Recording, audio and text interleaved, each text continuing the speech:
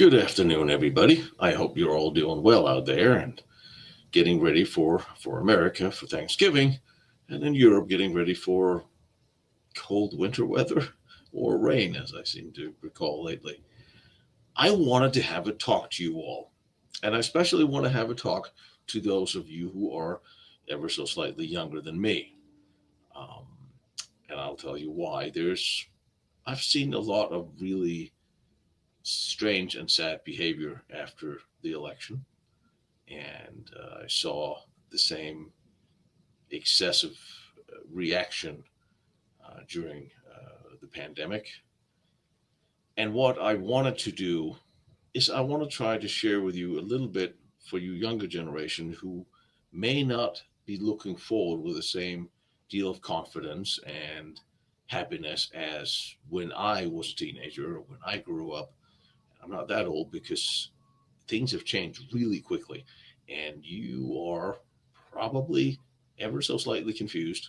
You're probably rather anxious, and there's so many things going on, and you really don't know what to do, where to go.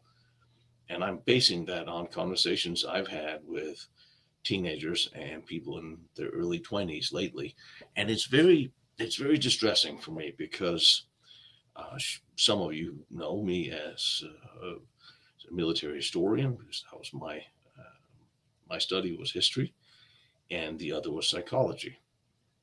And I wanted to learn back then. I was interested in body language, in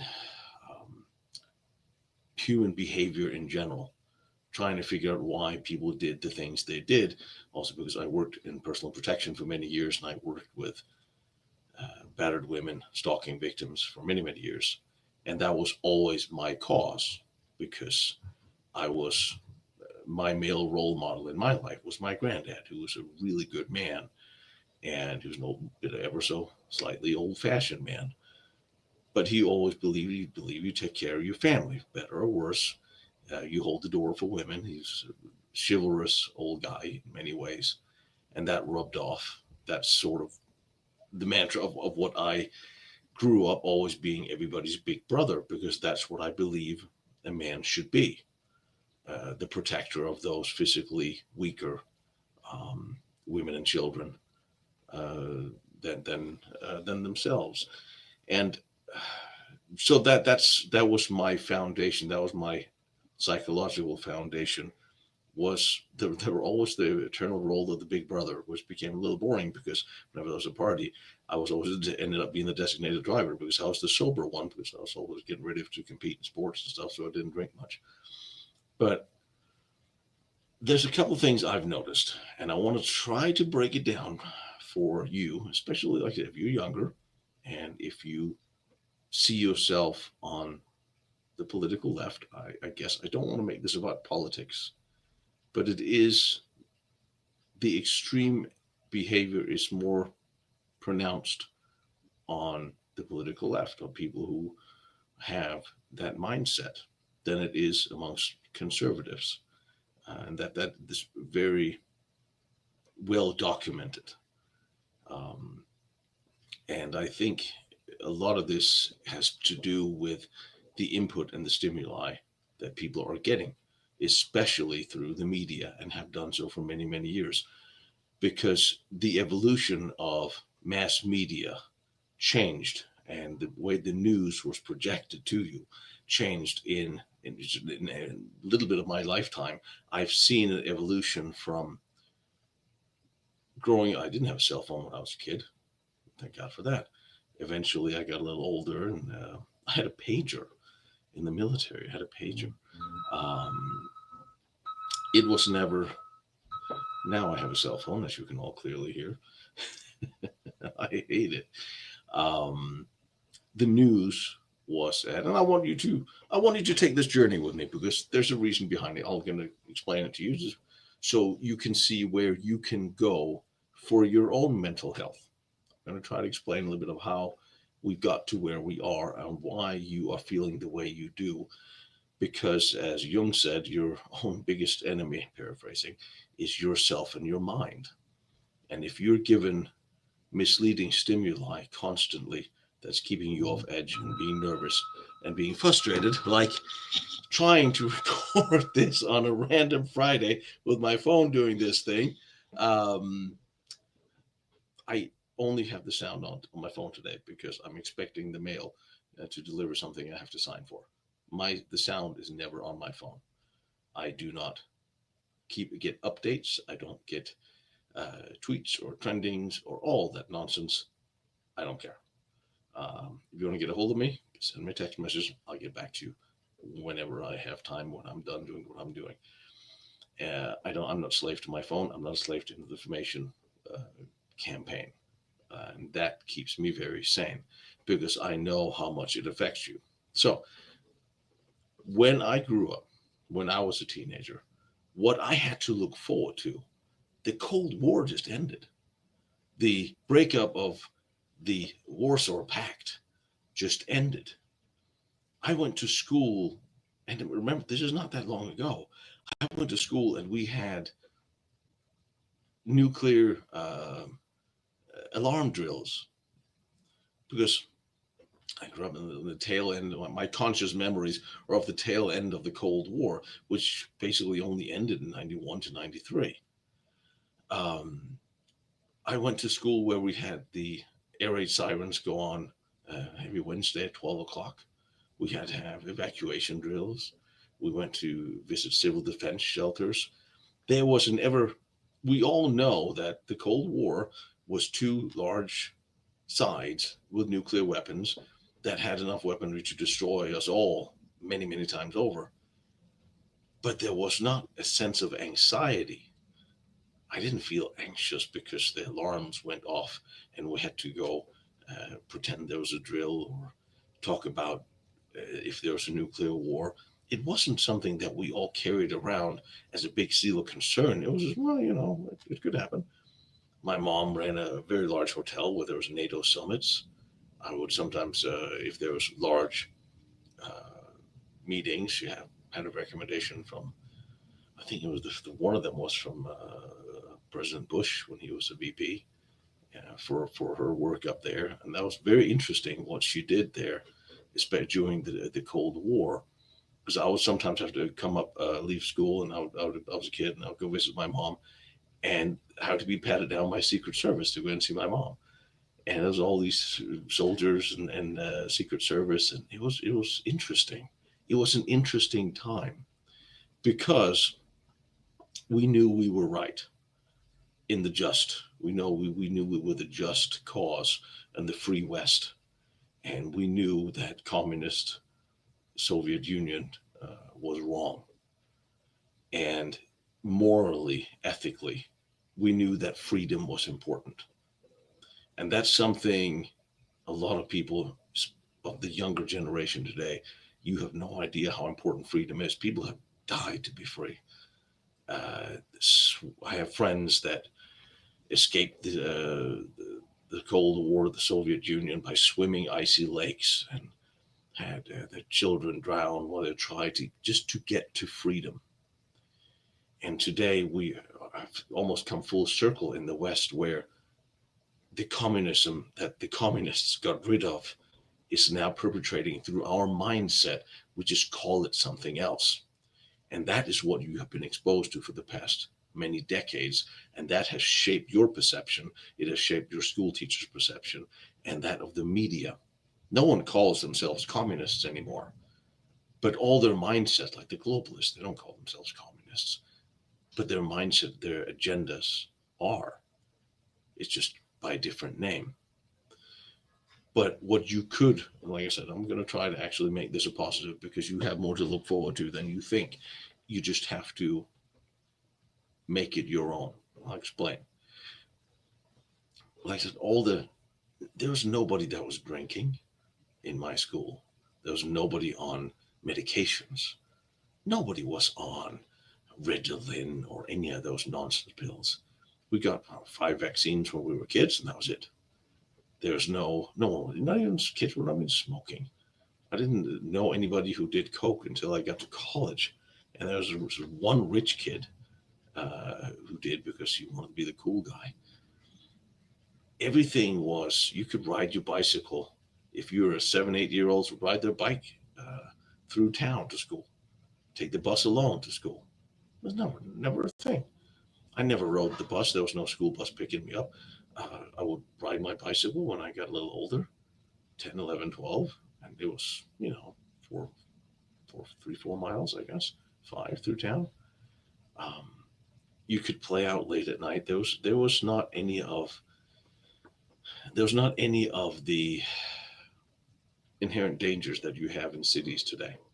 And a lot of these dangers have been brought in from outside. And I am talking about the Western countries um, exclusively now. But, well, guess what? That's where I grew up and that's where I'm living now. The Western countries are have always been civilized in a different way, excuse me, than some Middle Eastern and African countries. There has been the wars were fought slightly different, and I don't really know why I'm going here with this, but we have to reverse a lot of the things that you've been told. And I spoke with a young man in the gym today. He was 24, and I asked him, when I was young, I had all this to look forward to. The internet was just becoming a thing. I didn't have cell phones until the 90s at some point, until I was early 20s, I think, something like that. And that was sort of a novelty back then. Yeah, it was nice. It makes life easy to communicate because that's what a cell phone's for, to communicate. The news we got was at 7 or 8 o'clock in the evening for half an hour, and there was somebody, a newscaster, who would tell us what happened around the world that was of importance. Then you had another half an hour of local news. Local newscasters tell us what happened around those somewhat important. And that was it. Then you wouldn't get the news until the next day. And headlines and so on, all this. Well, those newspapers. All of this have changed with the advent of the internet and the smartphone. And those two things brought on a lot of positive developments, advancements, and a lot of really, really bad psychological stress. A lot of behaviors were altered, social interactions were altered.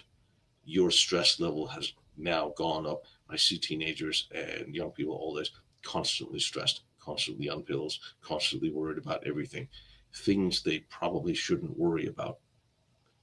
And that is one of the things that I wanted to tell you. You are in charge of your mind. You are in charge of your life, what you choose to believe, what you choose to not believe. But you have to first find out who you are and where you stand in a sense of morality. You have to understand, for you, who are you? And if you're 18, 19, 20, you may not know, and that's fine. You're still trying to figure out who you are, what you want to do, what do you want to do with your life, and don't stress over that, because most of your life, you'll do what you do for a while, and then you will change, and then you do want to do something else. The whole concept of going to college to get a job and then you work for that business until you die, that never worked for me. I know it works for some. It doesn't work for me. And today, the world has changed so much that that's not even the mainstream anymore. But what you have to start by finding out for yourself to stand strong in this world of constant bombardment of nonsense. And that is what you're getting from mass media. And that is what you have to learn how to drown out and ignore, because you are worried about things you should not be worried about. You are worried about things that are non issues. Some time ago, last year, I think it was, I sat in the hot tub here. I live in a nice complex here. And I was in the hot tub, in the jacuzzi, and there was a young couple that came in. She was 19 and he was 20. And I did notice she didn't shave under her arms. And I'm like, oh, you're probably a vegan there. Yes, I'm making fun of vegans. You're just going to have to go with that. And I started talking to them. I said, well, let me ask you. I said, what is your main concerns? What are you worried about in your everyday life? What's on your mind? He said global warming, and she said reproductive rights.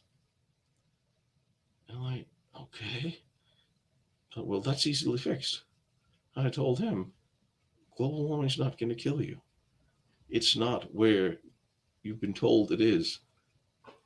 It's not the response, if we allow the insane response that the globalists are and have been proposing for decades, if we allow that to go forth, people will die from the response to a far more extensive degree than from actual climate change.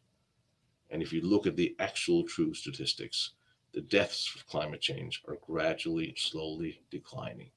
So that's not a problem unless you start taking the fuel away that you need to be able to survive increasingly extreme temperature changes and weather conditions. You need fuel. You need cheap fuel and a lot of it. Then you'll be fine. Well, I told him that, like, things are not that bad. Yes, there's the global climate changes. I'm one of those who don't believe the hockey stick because you can't just pull out of nowhere and say, well, everything's gone up since we started measuring it. Like, well, yeah, ever since you started measuring, now it registers. It didn't register before you started measuring. It's not to the degree.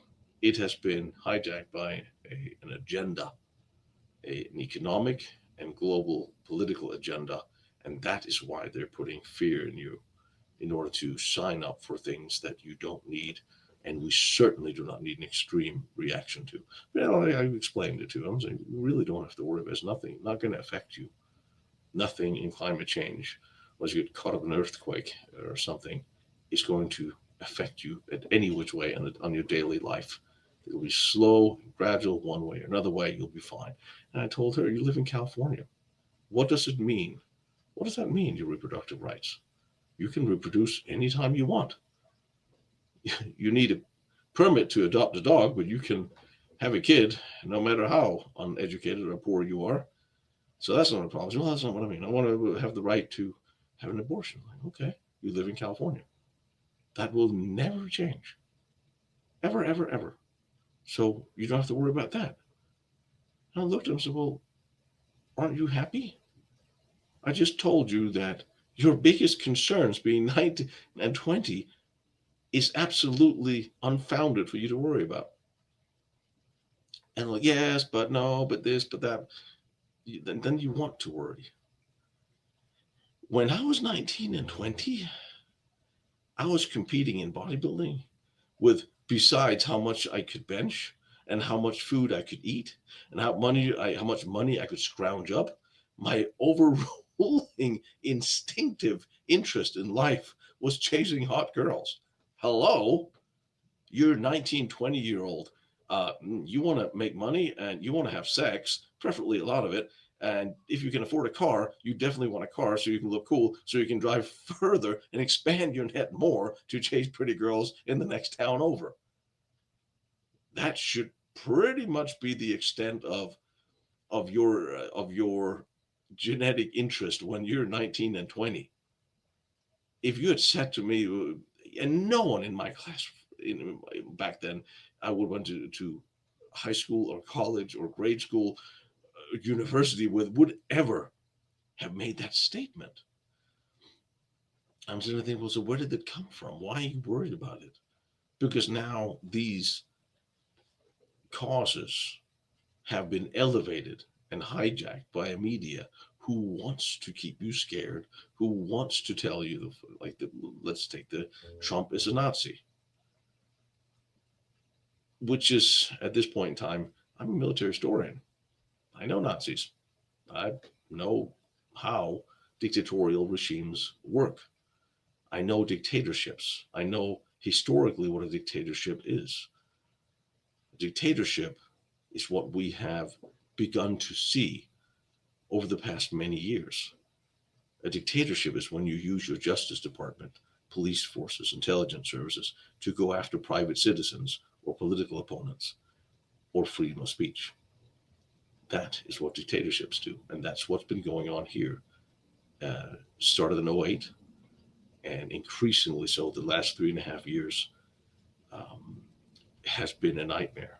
But how that affects you, and of course, it's all typical communist tactics, that scaring people away from making their voices heard or protesting or standing up by tossing a bunch of them in prison. The problem is you can lie so much, then it will come out. So, what is the next step for a dictatorial regime is to start going after freedom of speech. I think it was Michelle Obama who said a few months ago that the novelty of the truth is getting in the way of getting things done. Um, so, let's attack the truth, is what they've done in order to get things done. It's okay to lie, but it's not okay to lie. That's what dictatorial regimes have done.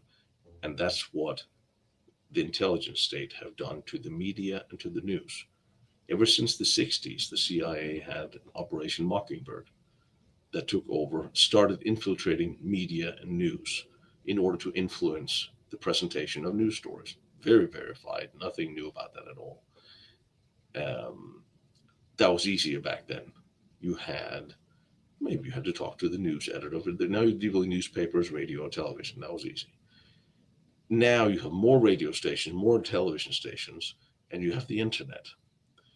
And if you look at the entities that have prided themselves for the past many years of formulating public opinion, conversations, stifling conversations, or guiding, as they would call, conversation to where they want it, making sure what they want trends, and make sure that stories they don't like are buried. You have entities like the State Department here. You have the CIA. You have domestically the FBI. You have Homeland Security. They have gotten together and created a substructure with NATO members that have basically put their finger on the scale of whatever story they hear. That's much easier. You can do it with AI now. And they've done it all over the world. And they do it in Europe. And a lot of the accounts you see on the internet are fake. They just simply doesn't exist. You see a lot of the commentaries, even the ones who have lots of followers, they're not real. They're bots or their accounts set up in order to, like what you saw. I always call the Democrats' election campaign the last couple of months with Kamala Harris astroturfing, and it was astroturfing because she wasn't very popular, which is why she didn't win. She was actually very unpopular. She was incredibly unpopular right up until the very minute they pushed Biden out in a non-electoral choice vote, the no voting. They just kicked him out. He's out. She's in. No one got a chance to vote on this because she wouldn't have even gone through a primary. She was that bad. She would not have gone through that. But, well, she sat on the Biden Harris money. She could spend it without him, so they couldn't really afford to put somebody else in. So now they had to create a campaign.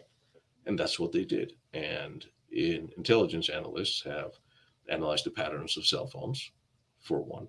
There's some 6,000 recurring phones that have been seen at multiple Harris rallies and multiple BLM riots and Antifa riots. There are paid actors that go to riot, they go to protest, they go to rallies. They're paid to show up. I remember 2016, I saw several casting um, calls for actors to get paid $350 a day to show up. One I remember was in Phoenix as an anti-Trump protest. So you have rich people influencing the look of how protests are seen or created for you to say, well, it looks like she's popular. Maybe we should vote for her. Look at all those people that go. No one went on their own free will. Very few people wanted to go, which is why they had to bust them in from several states. All the tracking confirms this. That's how you make somebody look like they're popular. And They do the same thing in Europe. You see it in England many times. I saw the podcast of the Lotus Eaters. That's a funny name, but you should actually give them a look because they break down very interestingly the stories around Europe and America as well. And they were talking about Twitter accounts that seem to be a little off, that are commenting and spreading fake, real, actual fake information, like in the Farmers Rally in Europe, that was 16, a number of people that have been shot, which is a completely falsehood. But that's the extent. The truth is no longer important. What you can make people believe is important. And they were looking at some of these accounts where one of them, interestingly enough, had the, in America and Europe, the date month is reversed.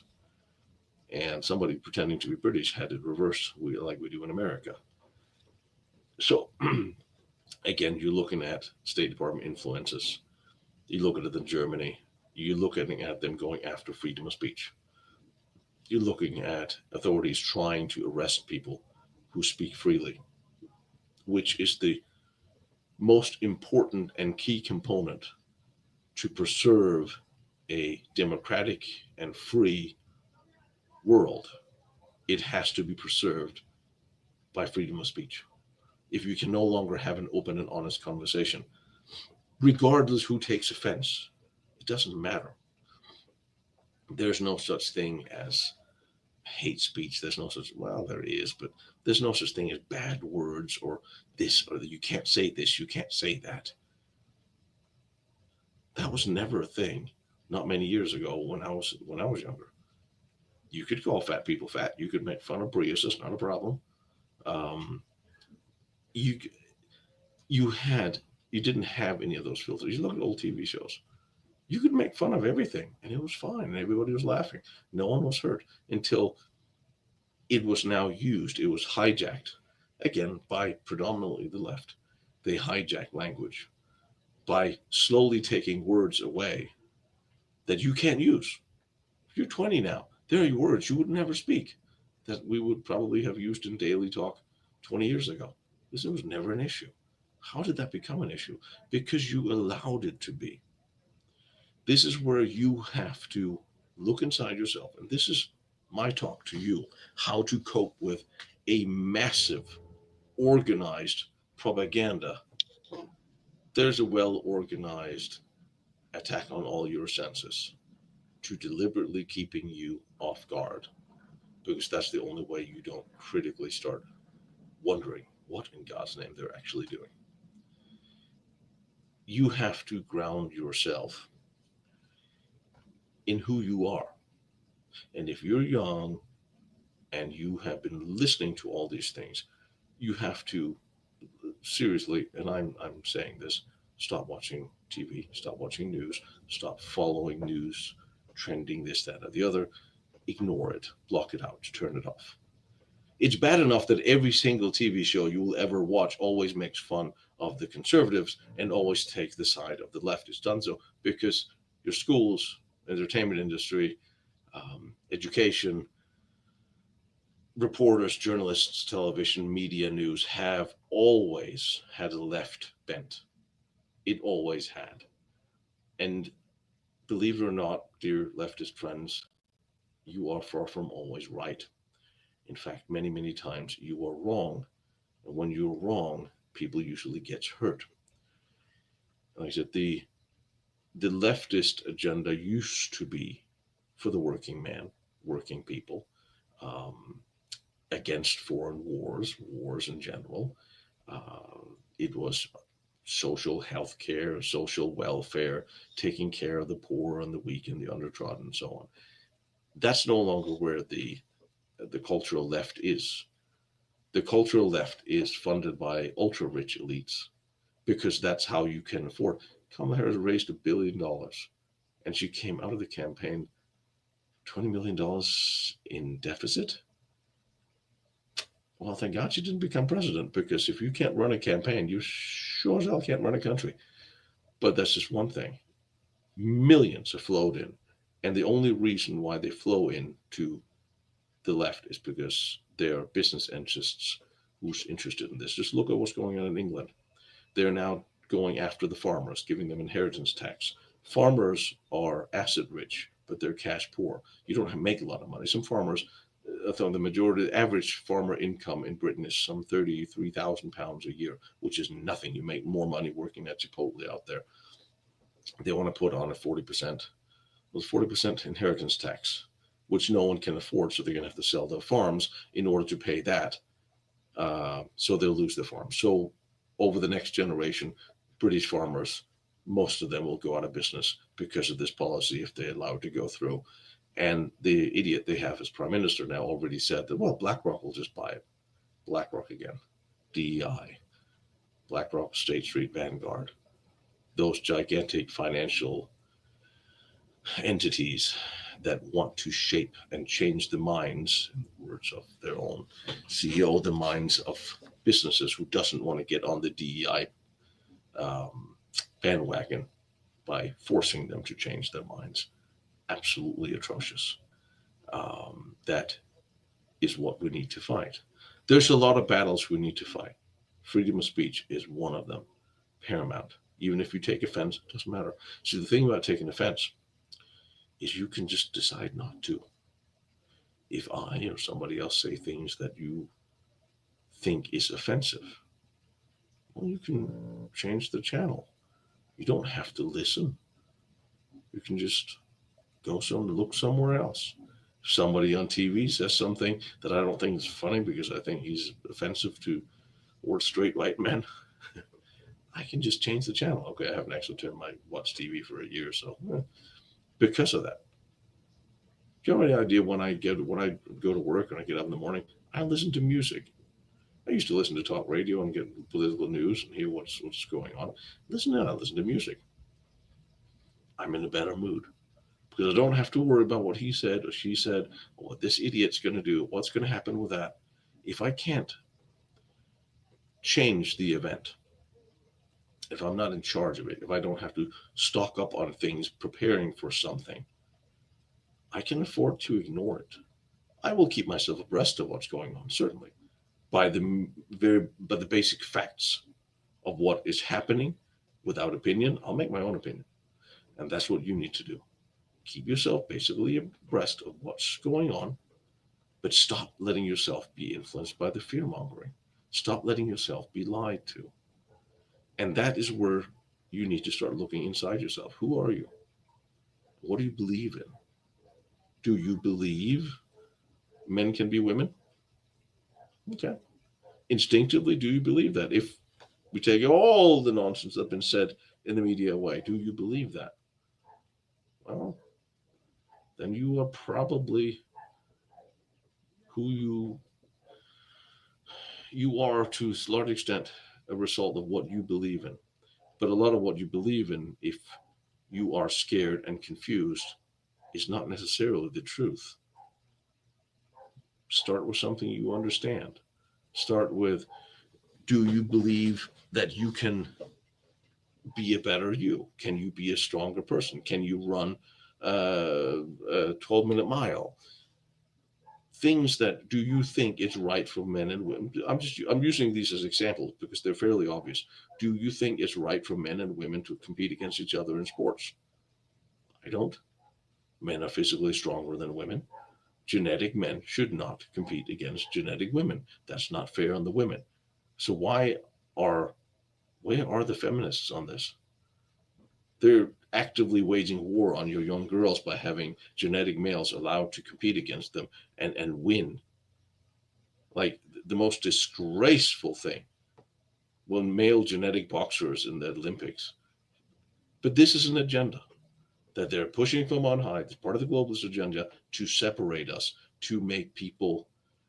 Everything is about division.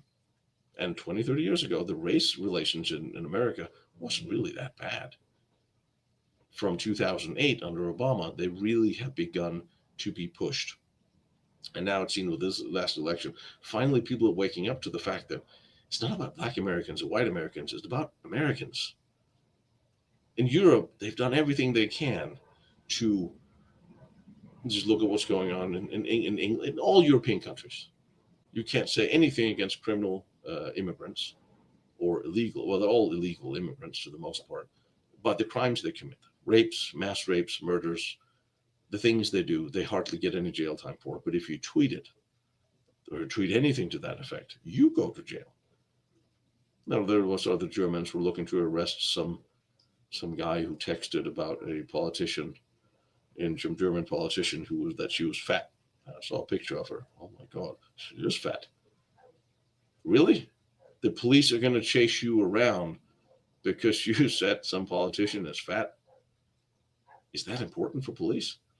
Do you have any idea how many murders and rapes there are in Germany every month? You don't think you should protect your own population? But that's not politically expedient.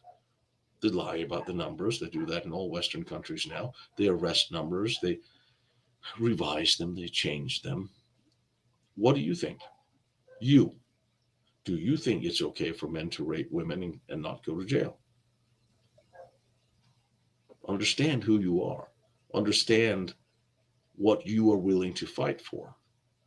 Are you willing to put your ass on the line to protect a woman who's being assaulted?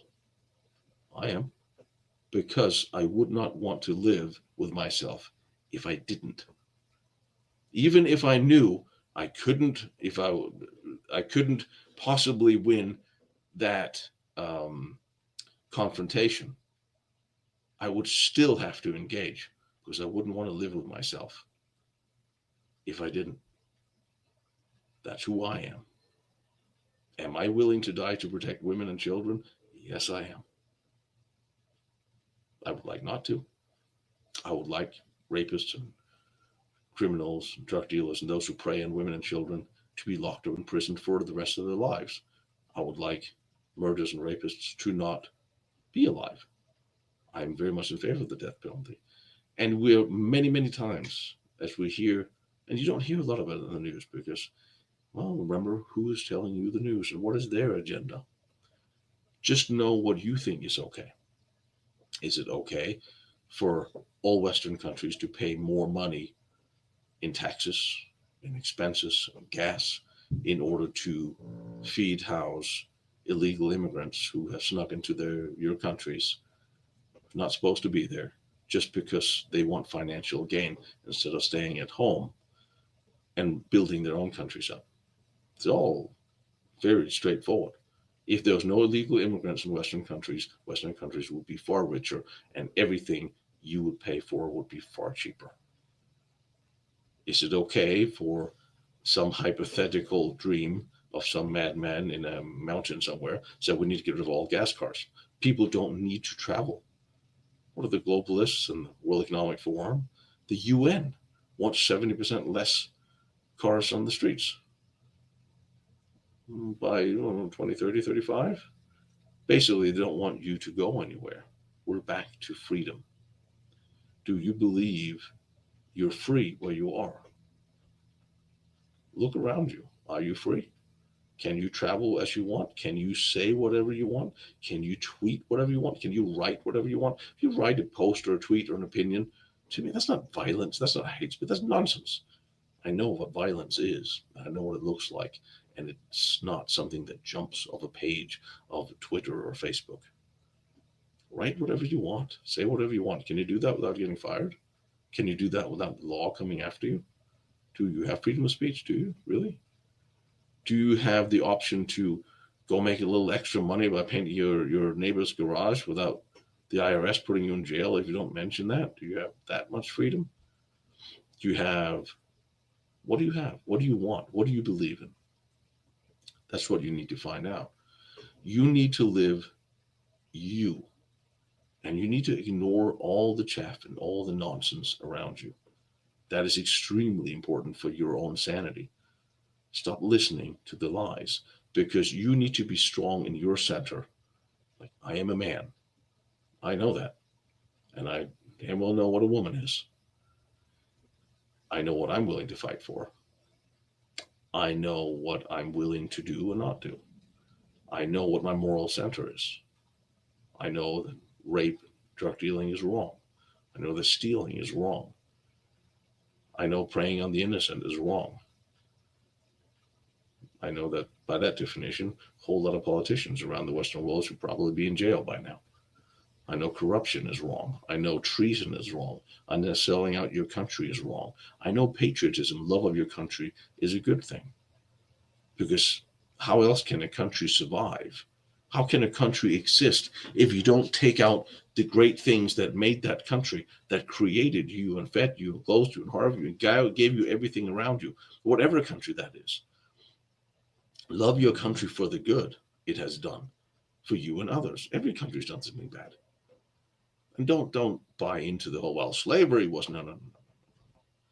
It's insanity. If anybody cared about slavery, you talk about reparations here and in Europe, insanity. How about you save all the slaves in the world today before you start worrying about paying reparations to whom exactly? Because all the slaves that ever were from the slave trade are long gone and dead. A little late to pay them reparations. And the families have grown up in rich, uh, full countries where they had options. There's no reparations for. I don't want to pay for bad things my great granddad may have done, and I shouldn't be rewarded for what my great granddad might have done. How's that fair? And again, slavery was something that affected everybody: white, uh, Asians, Irish, European, men, women, Africans, Muslims.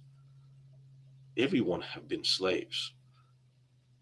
But right now, we live in a world where there are far more slaves than there ever has been before. And the last 3.5 years in America, this administration have created hundreds of thousands of more slaves in this country, including having lost 320,000 children. And if ever you think you can justify yourself for being a Democrat because you bought into, well, Trump is Hitler, even Hitler didn't misplace 320,000 children.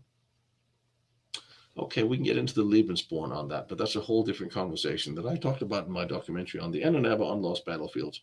Take a look at that before you go, well, he kidnapped children, this, that, and the other. There's a lot more to that. Again, we're back to truthful history, truthful depictions of events, what really happened. Nothing is black and white, except it's fairly certain at this point that if you are listening to media or politicians who made the claims they have done over the past 4 years when it comes to uh, vaccines or masks or separation or Donald Trump is Hitler or all of this insanity and global warming will kill us all next year, all this crap. And they always, well, that's conspiracy. Well, a lot of these conspiracies have been proven truthful. So chances are, if you hear something on the media tomorrow that will upset you, well, there's a pretty good chance it might be a lie. It might not be true at all.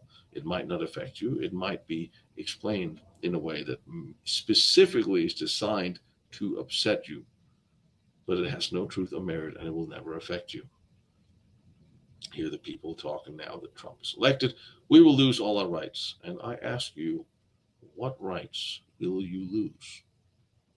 Dear liberal left friends, what rights will you lose? Trump did not ban abortion. He's not going to make a nationwide ban on abortion. That's so incredibly important that I wonder to myself, like, is birth control not available? Is that there's multiple forms of birth control that should, that are always going to be legal, and there's always going to be states where abortion is allowed. Um, in most European countries, abortion is not allowed after, I think, 4 months, 3 weeks, 3 months, 4 months. Then it's no longer allowed unless there's specific special circumstances. What happened when Roe versus Wade was overturned was it became up to the individual states to make these laws and to make that determination for their own state and for people to vote on that. And they have, and they are. This has very little to do with what Trump is doing. In fact, he took it off the party platform entirely, to the dismay of many conservatives and Republicans. Um, so I'm back to what, ask yourself, what right exactly is it if you take all the lies and nonsense away, all the lies they have told you, and they have told you a lot of lies, and it is disgusting. But a lot of you believe them because you hear them every 15 minutes from different outlets. So oddly enough, using exactly the same verbiage. What rights are you afraid you're going to lose? We may actually get freedom of speech back. We may actually start drilling for some more oil to reduce our costs of gasoline and heating oil and transportation oil and diesel, which will reduce the price of foodstuffs.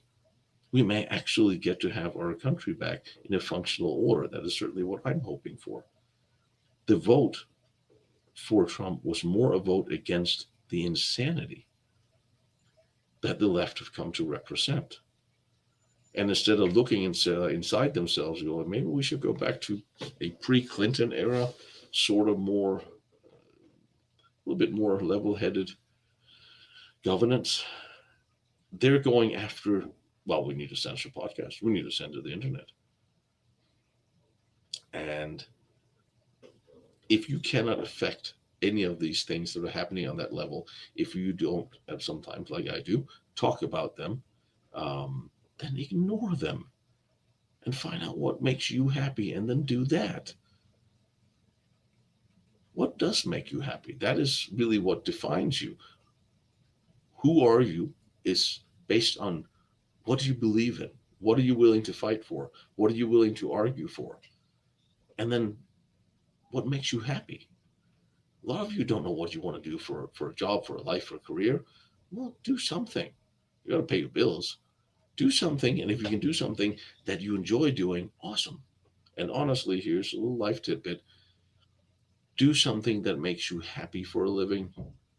Do something you're interested in, something you want to do, rather than do something you just barely have to do because you have to pay the bills. Try to find a job you enjoy or a career you enjoy. And you know what? It's not the end of the world if you a couple of years from now realize you really don't like that, or there's something you like more, because you can still change. It's not the Soviet Union. It's not communist Russia where you get assigned a job. You can actually do what you want to do until you want to do something else. And that's the glory of being in the free West. And that's why you shouldn't panic, young person. Don't worry about not knowing what you want to do for the rest of your life. Guess what? I don't know what I want to do for the rest of my life. I know that what I do right now, I thoroughly enjoy. I enjoy traveling around and filming historic places and showing them to all of you. I enjoy trying to advise and help people steer clear of all the nonsense that's going on around them and try to see a little bit of daylight. I thoroughly enjoy helping people when I can.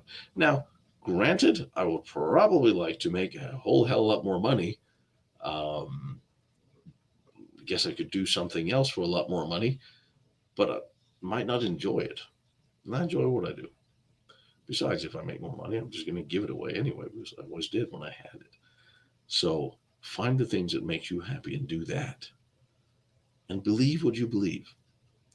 And don't let anybody tell you what you instinctively know to be true isn't. You know. You know what is right and wrong instinctively. But don't let someone else try to impose a fake narrative of life on you. That's where the confusion comes from. What do you think happens when you continually tell people who are children or young teenagers that, well, hell, I'm just going to go with it. Well, that's a good example. That the dude in the dress is not a dude. They know it's a dude. Do you want your young daughters to be exposed to naked men in your dressing rooms because there's an agenda? And where does that agenda come from? I actually know uh, transgenders. I have gay friends. None of them are on board with the way this has been pushed and presented because they know the backlash is going to be terrible, and there will be a backlash. And I feel bad. I feel very bad for I'm going to say my normal gay friends because no one stood up for this agenda. And I know a friend of mine dated a ladyboy, normal person, and he did not want to have the surgery because of the mental problems and the drugs that was required for the rest of his life for that. I'm calling him a he because he had a penis. And instead of going, well, so he or she, well, she used the same bathroom as the rest of us and washed her hands the same way, and was really cool to hang out with and had some interesting opinions. Were actually really good for my friend, except at the end it really didn't work out well because, well, the whole penis thing kind of gets in the way. Um, as you might expect from straight people who think, well, maybe it's not that different. Oh, well, is that different? Because you can't tell people or tell kids that they are something they're not, or reinforce. And that was my biggest problem when I see psychiatrists and therapists, and I see a great push for people to get a psychiatrist, get a therapist, get a therapist. What is the agenda of these therapists? Why are there so many of them? What is it they want? Because it troubles me greatly that a lot of them are extreme to the left. They are extremely set in their anti-culture, in their narratives. So the advice they give are screwing people up more than helping them. That troubles me to see. It troubles me to see, why would young people who haven't had a trauma to overcome need a therapist? Why does everybody need a counselor, a therapist, a psychiatrist? If you have problems, that's what you have friends for. So be friends with your friends. Spend physical time with your friends. Stop the texting. Stop the chatting only. Spend time with your friends and actually talk. And for a lot of younger men and women, you may want to start hanging out with guys or girls that are older, who lived through my period of life. Because I think we have a common sense that is sorely needed. And that's what I said. I really have a problem with therapists and doctors who are reinforcing 5, 6, 7, 8-year-old kids in that they are opposite gender than they have gotten the idea that they are. Because, I mean, seriously, give me a 5, 6-year-old for a couple hours, I'll convince him he's a pine cone. Young, easily impressionable minds. And you, as if you, like, from my days of studying psychology, the whole concept of being a therapist or being helping people is that you are trying to help them be okay with who they are. You're not helping them by trying to reinforce them in being something they're not.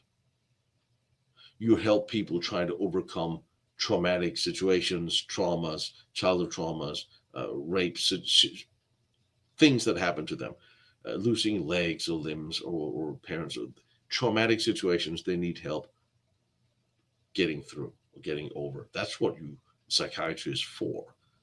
It's not meant to mess up kids who have gender euphoria and all of a sudden they think there's something else, and then reinforcing that. In fact, to me, that's criminal. It is outright criminal the way that's been done, and that's why it worries me that there's all these therapists and psychiatrists that are all very young and pretty and seemingly have absolutely no life experience, who's now set up shop advising other young and impressionable people of what to do, what to believe, and how to live their life. I would take that extremely cautiously, because I'm not seeing these people. I see, if you have a psychiatrist or a counselor, it damn well better be somebody with life experience, significant life experience. I don't know well, I know more now than I did when I was 20. I can guarantee you that. But I still grew up with common sense people around me. They gave me a fairly basic understanding that fire is hot, hard is hard, ice is cold. Um, and now that seems to be wishy washy. We are debating things that are complete insanity. And that needs to be something that you separate yourself from. But don't ever be afraid to stand alone when you know you're right. And don't be afraid to admit it when you, even to yourself, when you find out that you might be wrong. Now, there's a whole lot of people who are panicking that Trump got elected, and they're screaming and shouting in the most psychological damaged ways. Um, about all the things that's going to happen, and nothing is going to happen of any of the things they think is going to happen. Of that I'm quite certain. And I guess we can have that conversation in 4 years. Um, I'm sure no one's going to admit that they were wrong because they're so blinded by, you could almost call it a hatred,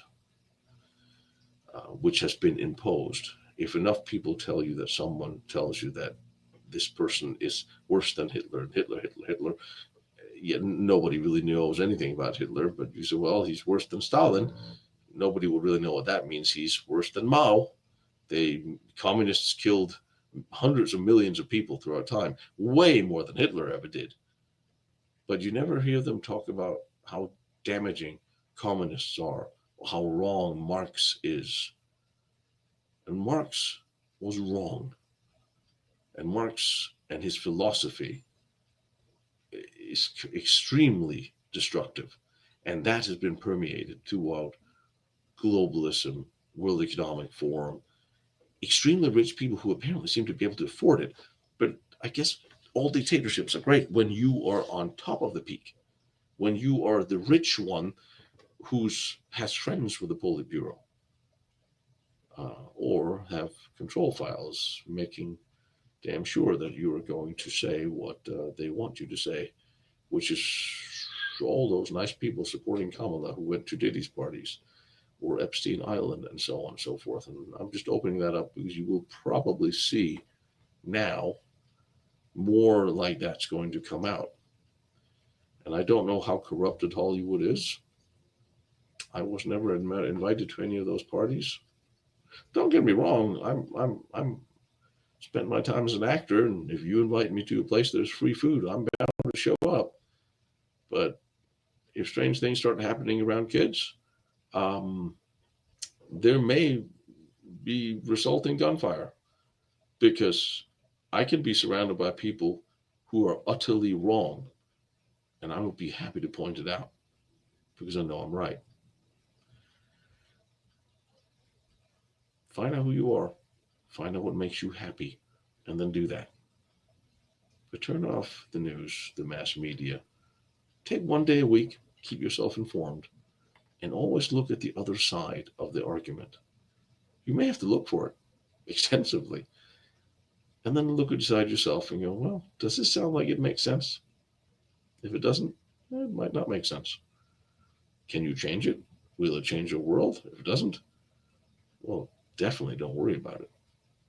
Worry less, live more, keep your moral compass. And I'm not saying you can't be a crazy, perverted, kinky, naughty, chasing fellow adults and having all the fun you want. That's not what I mean by morality. I mean, you know what's right and wrong, and you know what's right and wrong for you. And that's pretty much all you need to know. Besides, of course, what makes you enjoy life, because you have to enjoy life. We did. When I grew up, we enjoyed life every day. I had goals. I had my first business beginning at 17, 18. Um, I always had a little business on the side. I always worked towards something and trained towards something. And I had a little bit of fun. Now that I have more time and more money to have fun, nobody else wants to have fun because everybody's sitting around worried or trying to survive or waiting for World War III. It's not coming, by the way. You're good. But I just wanted to give you a little talk, and I doubt anybody could possibly listen all the way through me talking about the world and life and strange things. But I wanted to get it off my chest because even if there's one person out there who listens and realizes maybe life is not that bad, and maybe I can just be me, and that'll be okay. Yeah, that's good enough. Have a nice day. See you guys on Lost Battlefields. Bye.